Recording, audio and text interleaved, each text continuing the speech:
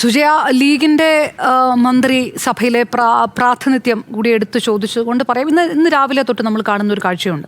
അത് ഘടകകക്ഷികളുടെ സമ്മർദ്ദമാണ്, ഘടകകക്ഷികളുടെ മാധ്യമങ്ങളിലുള്ള പ്രതികരണങ്ങളാണ്. അത് എടുത്തു പറയേണ്ട കാര്യമാണ്. മുസ്ലിം ലീഗിന് പാണക്കാട് തങ്ങളാണെങ്കിലും അല്ലെങ്കിൽ PK കുഞ്ഞാലിക്കുട്ടിയാണെങ്കിലും മാധ്യമങ്ങൾക്ക് മുന്നിൽ മറുപടി കൊടുക്കുന്നത് ഏതെങ്കിലും തരത്തിലൊരു ആശങ്കയുടെ പുറത്തല്ല. ഞങ്ങൾ അവകാശവാദങ്ങൾ ഉന്നയിക്കുന്നില്ലല്ലോ, 5 മന്ത്രിമാരുണ്ടാകുമോ എന്ന് ചോദിക്കുമ്പോൾ പാണക്കാട് സാദിഖ് അലി തങ്ങൾ പറയുന്നത് ഞങ്ങൾക്ക് പ്രത്യേകിച്ച് അവകാശവാദങ്ങളൊന്നുമില്ല, അവർ തീരുമാനിക്കട്ടെ. അതായത് അവകാശവാദങ്ങളൊന്നും ഞങ്ങൾ പറയേണ്ട കാര്യമില്ല, ഞങ്ങൾ ചോദിക്കുന്നത് കിട്ടും, അങ്ങനെ ഒരു ഉറപ്പ് ലീഗിനുണ്ട്. എന്നിട്ടാണ് അതായത് എവിടെയെങ്കിലും ഒരു സ്ഥലത്തൊരു വിട്ടുവീഴ്ച ലീഗ് ചെയ്യുന്നില്ല എന്ന് മാത്രമല്ല, അപ്രതീക്ഷിതമായിട്ടൊരു 6ാം മന്ത്രി കൂടി വരുന്നുണ്ട്. ഒരു ടേം വ്യവസ്ഥ കൂടി വരികയാണ് ലീഗിനകത്ത് അഭിപ്രായ ഭിന്നതയുണ്ടാകുമ്പോൾ എന്നാൽ ഞങ്ങൾ 6 പേരെയും മന്ത്രിമാരാക്കും ഈ ഒരു സർക്കാരിൽ തന്നെ എന്നുള്ളൊരു തീരുമാനത്തിലേക്ക് ലീഗ് കടക്കുകയാണ്. എന്നാൽ മറിച്ച് ആലോചിക്കണം.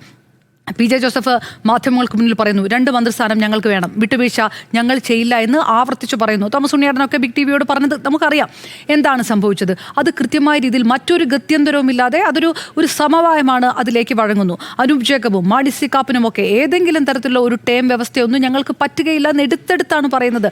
VD സതീശൻ പാലായിൽ വന്ന് പ്രസംഗിച്ചില്ലേ, ചെന്നിത്തല വന്ന് പാലായിൽ പ്രസംഗിച്ചില്ലേ എന്നൊക്കെ മാണി സി കാപ്പൻ ഗദ്ഗത കണ്ടനൊക്കെ ആയിട്ടാണ് ചോദിക്കുന്നത്. ഫുട്ബോൾ മാച്ചിലൊക്കെ താൻ കളിച്ച കാര്യമൊക്കെ എടുത്താണ് പറയുന്നത്. എന്നിട്ട് എന്തുണ്ടായി? അപ്പോൾ മാണി സി കാപ്പൻ നാളെ സത്യപ്രതിജ്ഞ ചെയ്യുന്ന പേരുകളിൽ പോലുമില്ല.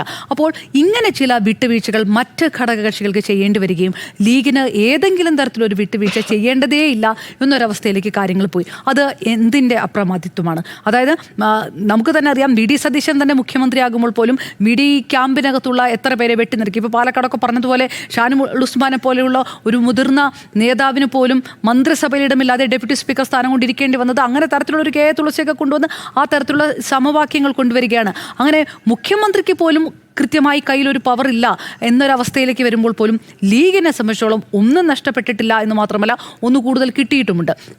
നേരത്തെ വിജയകുമാർ പറയുന്നതിനോട് എനിക്ക് ചെറിയൊരു അഭിപ്രായ വ്യത്യാസം. അതായത് ധനവകുപ്പുമായിട്ട് ബന്ധപ്പെട്ടാണ്, മുഖ്യമന്ത്രിയുടെ കയ്യിലാണ് ഈ വകുപ്പ് ഇരിക്കുന്നത്. അതുകൊണ്ട് എന്ത് ചെയ്താലും ഇപ്പോൾ AP അനിൽകുമാർ ആണെങ്കിൽ പോലും മുഖ്യമന്ത്രിയാണല്ലോ തീരുമാനിക്കുന്നത്. അവിടെയാണ് ഏറ്റവും വലിയ പ്രശ്നം വരുന്നത്. കാരണം ഒരു സംസ്ഥാനത്തെ ധനമന്ത്രി ശക്തനാകണമെങ്കിൽ പ്രധാനമായിട്ടും ഈ സംസ്ഥാനത്ത് പണം ഉണ്ടാകണം. അത് ഇവിടെ ഇല്ല.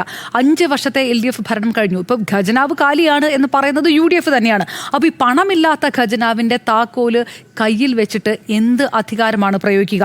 ഇപ്പോൾ അതായത് ഇനിയിപ്പോൾ ശമ്പളം കൊടുക്കാനുണ്ട്, പെൻഷൻ കൊടുക്കാനുണ്ട്, ഈ പണമില്ലാതെ കേന്ദ്രത്തോട് ചോദിക്കേണ്ട സാഹചര്യം. മുന്നിൽ നിൽക്കുന്നത് ഇന്ദിര ഗ്യാരണ്ടി നടപ്പിലാകണം, 3000 രൂപ ക്ഷേമ പെൻഷൻ അടക്കമുള്ള കാര്യങ്ങളൊക്കെ ഉണ്ട്. അപ്പോൾ കോടിക്കണക്കിന് രൂപ പ്രതിമാസം കണ്ടെത്തണം. ആരുടെ ഉത്തരവാദിത്തമാണ്? ധനമന്ത്രിയുടെ ഉത്തരവാദിത്തം. അതായത് വകുപ്പ് കിട്ടുക മാത്രമല്ല, ഇനി ഇതിൻ്റെ ചുമതലയും ഇതിൻ്റെ ഉത്തരവാദിത്വം ഇതിൻ്റെ പഴിയും ധനമന്ത്രിക്ക് ഏറ്റെടുക്കുന്ന സമയത്ത് മാത്രമല്ല, ജനങ്ങളിലേക്ക് ഭരണം എത്തണമെങ്കിൽ ആഭ്യന്തരമുണ്ട്, ആരോഗ്യമുണ്ട്, റവന്യൂ ഉണ്ട്. ഇത് മുഴുവൻ KC ക്യാമ്പിനകത്തോട്ട് പോവുകയും അല്ലെങ്കിൽ RCക്ക് പോവുകയും ചെയ്തിട്ടുണ്ട്. അപ്പോൾ ഫലത്തിൽ ആ ജനങ്ങളിലേക്ക് ഇറങ്ങുന്നതൊന്നും VD സതീശൻ്റെ കയ്യിലില്ല.